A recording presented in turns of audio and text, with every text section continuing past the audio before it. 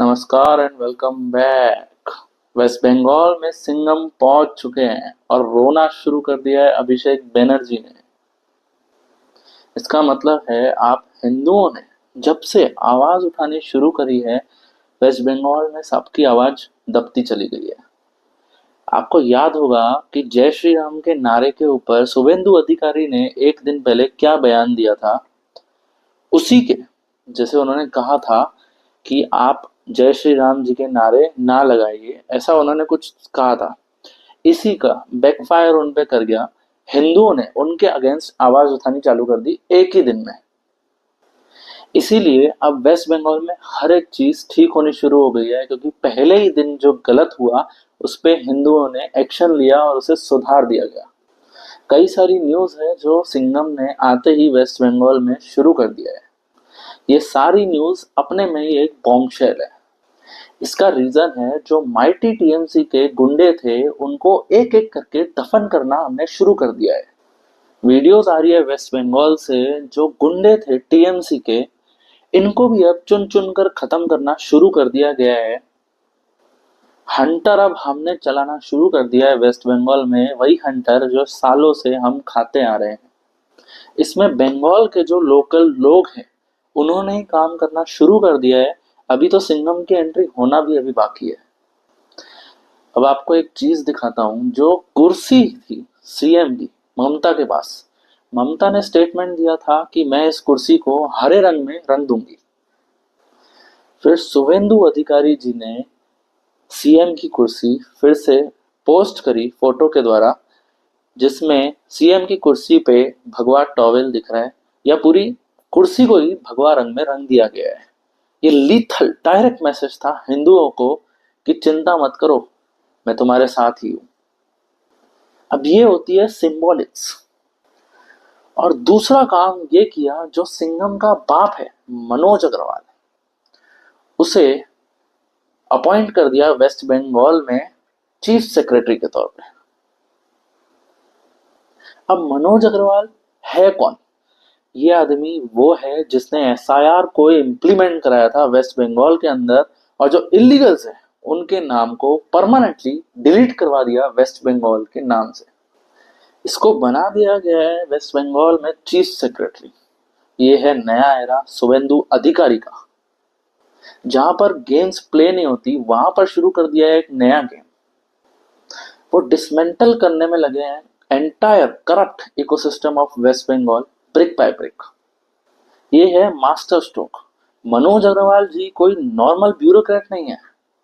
ये IAS officer भी है जिन्होंने आईआईटी कानपुर से अपनी पढ़ाई कंप्लीट की है। ये हमेशा साइलेंटली ऑपरेट करते हैं। इलेक्शन के टाइम पे इन्होंने एक काम और किया है जो आपको दिखता है, फियरलेसली इलेक्शन हो रहे हैं, एक गोली भी नहीं चली, उसके पीछे एक ही नाम है, मनोज अग्रवाल। दोस्तों, ये आदमी वो है जिससे अपोजिशन सबसे ज्यादा डरती है। टीएमसी फ्यूरियस है। ये जो टीएमसी के लीडर्स है ये अपनी अपनी छत पर खड़े होकर स्क्रीम करना शुरू कर चुके हैं, क्योंकि रोडों पर तो इनको गालियां पड़ रही है, वहां तो ये आने की हिम्मत अब करते नहीं है।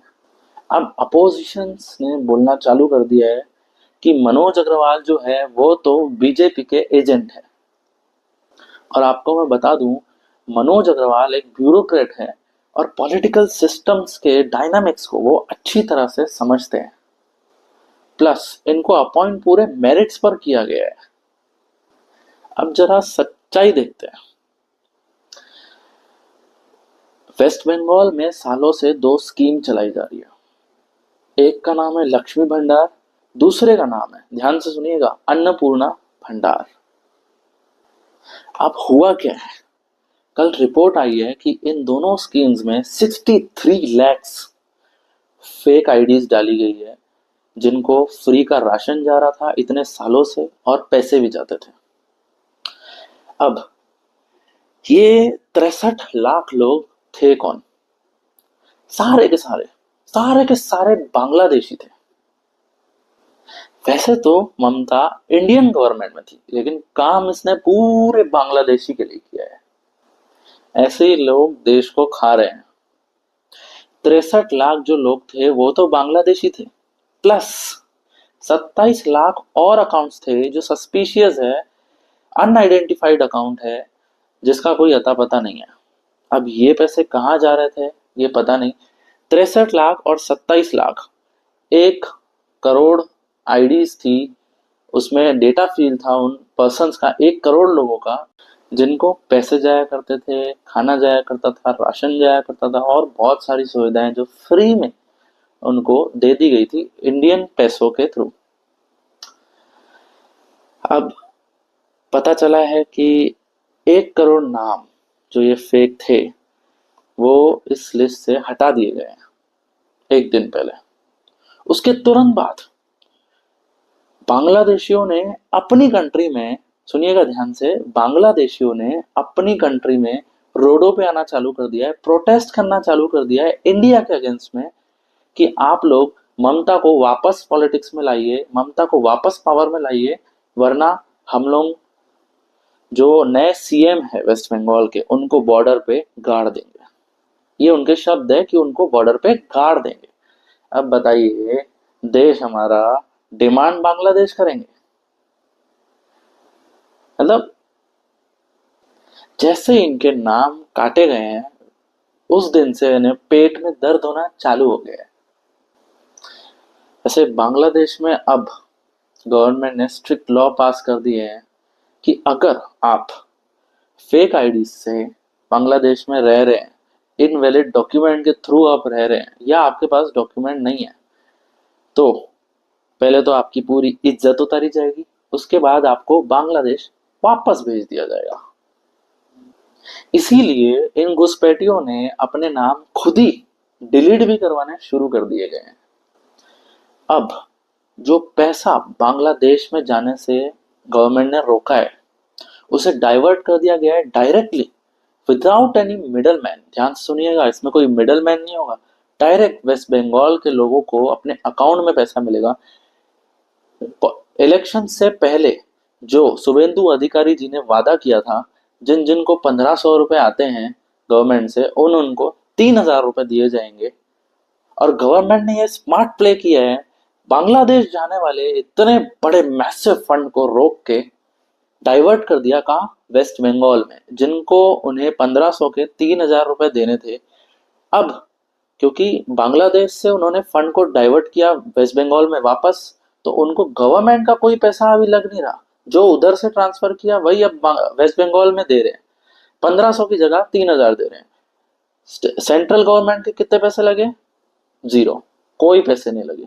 बस जो वेस्ट हो रहा था, जो लूटा जा रहा था भारत का पैसा, उसी को डाइवर्ट करके वेस्ट बंगाल में इन्वेस्ट करवा दिया। इंटरेस्टिंग बात तो ये है कि ये स्कीम को 1 जून से ही स्टार्ट कर दिया जाएगा। जितने भी लोग हैं जिनके अकाउंट में, जो बेनिफिशियरीज है जिनके अकाउंट में पैसा जाना है, उनको 1 जून से ही पैसा मिलना स्टार्ट हो जाएगा। शुभेंदु अधिकारी ने आते ही वेस्ट बंगाल की चेस बोर्ड को पूरी तरह पलट के रख दिया। अब जो हमारे अग्रवाल जी है, उन्होंने एक और नियम वेस्ट बंगाल में लागू करवा दिया है कि अब आप किसी भी हाईवे को, रोड को, पब्लिक प्रॉपर्टी को हाईजैक नहीं कर सकते, वहां पे अपने रिलीजियस काम नहीं कर सकते। आपको अगर नमाज पढ़नी है तो आप मस्जिद में जाके पढ़िए। और साथ ही साथ एक नया और एक रूल उन्होंने थ्रो किया है, अगर आप अपने जो भी आपकी रिलीजियस प्लेस है वहां कोई स्पीकर लगाते हैं तो उसकी आवाज उसके 4 दीवारों के बाहर नहीं आनी चाहिए। अगर बाहर आई तो स्ट्रेट फॉरवर्ड बुलडोजर एक्शन शुरू हो जाएगा। सारी हाई अथॉरिटीज को कमांड दे दी गई है कि आपको ये सिचुएशन को कंट्रोल करना है, ये लॉ और ऑर्डर आपको फॉलो करवाना है। जहां भी आपको लॉ का वायलेशन दिखे वहां पे एक्शन आपको देना है, एक्शन आपको करना है। बुलडोजर बाहर खड़े हैं। पहले वेस्ट बंगाल में गुंडा राज चला करता था, जिस दिन से बीजेपी पावर में आई है उल्टा होने लगा है। लोग गुंडों को पकड़ पकड़ के पुलिस स्टेशन ले जा रही है कि ये गुंडा है, इसे आप पकड़िए। ये है नया वेस्ट बंगाल। बीजेपी के जो वर्कर्स हैं उन्होंने माइक्रोफोन लेके सड़क पे घूमना शुरू कर दिया है और लाउड स्पीकर पे बोल रहे हैं कि अगर टीएमसी का कोई भी गुंडा आपके पास आए, उसे पैसे नहीं दीजिएगा और आप हमें आके बताइएगा, आगे हम देख लेंगे। किसी को पैसे देने की जरूरत नहीं है। जीरो टॉलरेंस इन गुंडों के अगेंस्ट शुरू हो गई है वेस्ट बंगाल में।